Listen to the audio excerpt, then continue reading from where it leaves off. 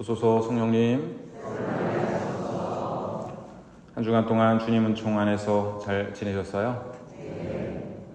지난 주일에 새 구역장 반장님들 임명장 수여식이 있었고 성탄에 세례 받으신 분들의 첫 고해성사가 있었습니다. 또한 7년간 제대에서 봉사해준 두 학생의 복사 졸업식이 있었습니다. 보이는 곳에서, 보이지 않는 곳에서 주님을 섬기시는 모든 분의 노고에 깊이 감사드립니다. 지난 주일에 예수님께서는 너희는 세상의 소금이다, 너희는 빛이다 라고 말씀하셨습니다. 주님께서는 빛과 소금인 우리가 세상에 하느님 사랑을 드러내기를 바라십니다.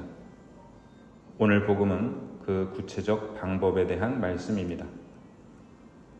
예수님께서는 당신이 율법이나 예언서들을 폐지하러 온 것이 아니라 오히려 완성하러 왔다고 말씀하십니다.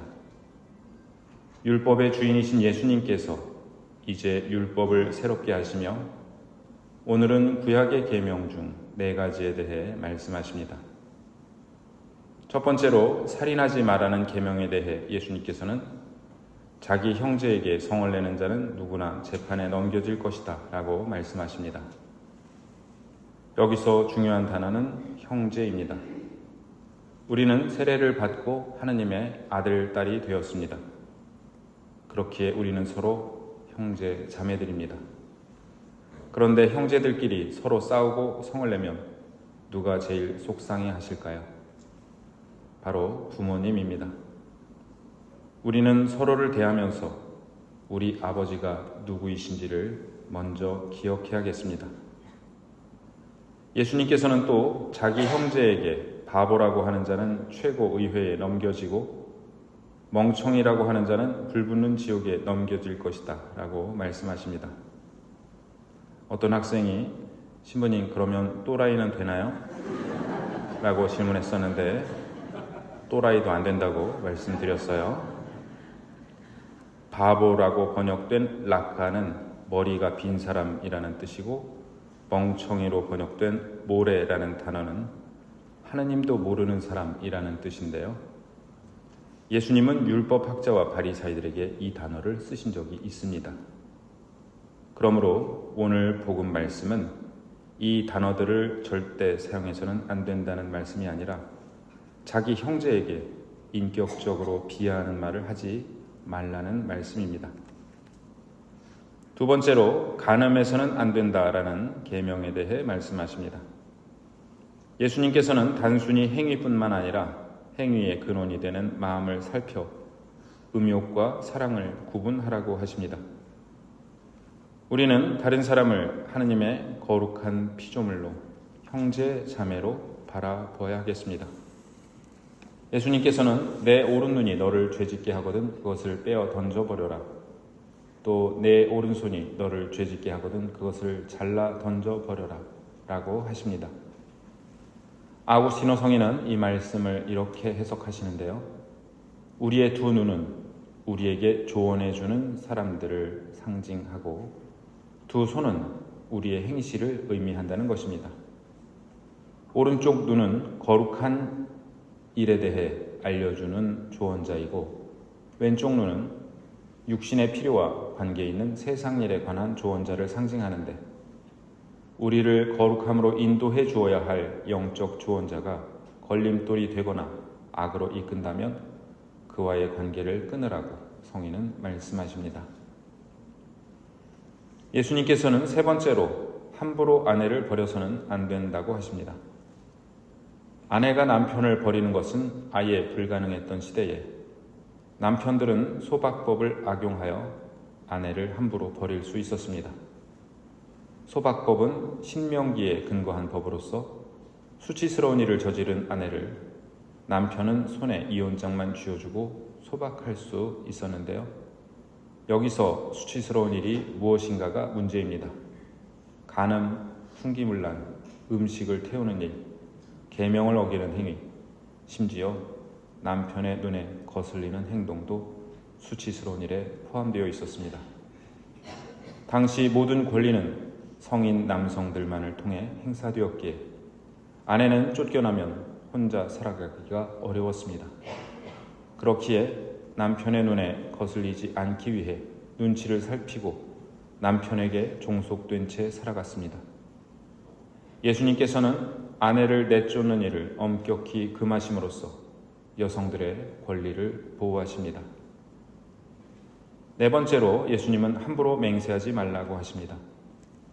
너희는 말할 때에 예 할 것은 예하고 아니요 할 것은 아니요 라고만 하여라. 예수님께서는 맹세하신 적이 없습니다.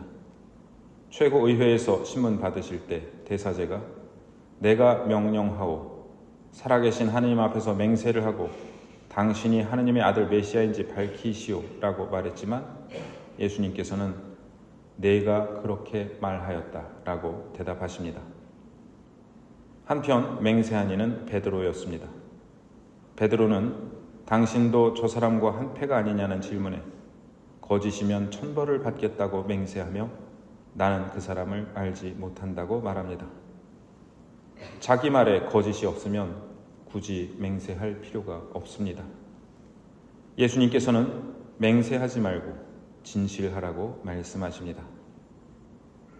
오늘 제1독서에서 집회에서는 내가 원하기만 하면 계명을 지킬 수 있으니 충실하게 사는 것은 내 뜻에 달려있다.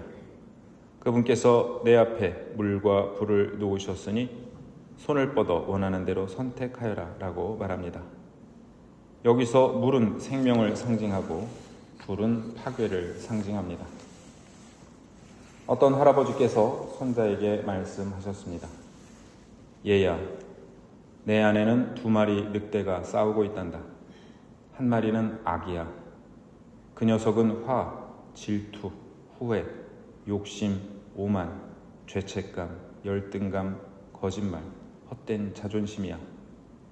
다른 한 마리는 선인데 기쁨, 평화, 사랑, 희망, 겸손, 자비, 공감, 너그러움, 진실, 연민이야. 이 2마리 늑대가 끊임없이 내 안에서 싸우고 있어. 그리고 내 안에서도 싸우고 있단다. 할아버지, 그럼 어떤 늑대가 이기나요? 손자가 묻자 할아버지는 답했습니다. 내가 먹이를 많이 주는 쪽이 이긴단다. 우리 마음 안에는 하느님 뜻대로 살려는 욕구가 있고 이기적인 욕심대로 살려는 욕구가 있습니다.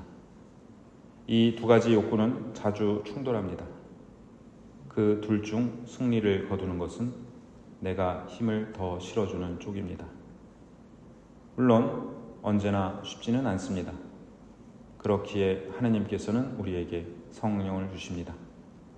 제2독서에서 바오로 사도는 어떠한 눈도 본 적이 없고 어떠한 귀도 들은 적이 없으며 사람의 마음에도 떠오른 적이 없는 것들을 하느님께서는 당신을 사랑하는 이들을 위하여 마련해 두셨다. 하느님께서는 성령을 통하여 그것들을 바로 우리에게 계시해 주셨습니다. 라고 말씀하십니다. 우리는 이 성령께 의지하여 하느님 뜻대로 살아갈 힘을 얻습니다. 아구스티노 성인은 오늘 복음에서 자기 형제에게 성을 내는 자는 누구나 재판에 넘겨질 것이다 라는 말씀을 이렇게 주해하십니다. 그대의 원수를 위해 기도하십시오. 그의 죽음을 바라지 말고 그대 안에 있는 미움이 죽기를 바라십시오. 오늘 예수님께서 하신 말씀이 이번 한 주간 내 안에서 열매 맺기를, 이번 명절에 만나는 분들에게 주님의 은총이 빛과 소금인 나를 통해 전해지기를 빌어주시는 설 명절 되시기를 기도드립니다.